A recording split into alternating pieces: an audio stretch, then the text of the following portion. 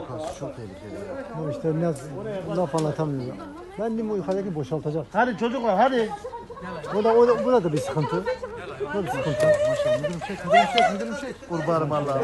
Kurbanım Allah'ım. Dikkat edin. Evet. Evet, canlı hayvan. Canlı hayvan çıktı. Çıktı çok. Evet arkadaşlar şükür. Aman dikkat edin. Abi yavaş. Arkadaşlar dikkat edin yavaş. Tamam orada hareket ettirme. Kalsın. Orada Halat kalsın. yok. bekle. Kalsın orada. Veteriner çağırdım ben. Kalsın bir. Devrem. Veteriner çağırdım tamam. Orada kalsın. Yan yatsın ya. Eleme. Şimdi yeri iyi değil. Abi karışmayın bence. Bir karışmayın. O taşları çıkarın ayağın altına taşları çıkarın. Orhan bu yana yatır ya.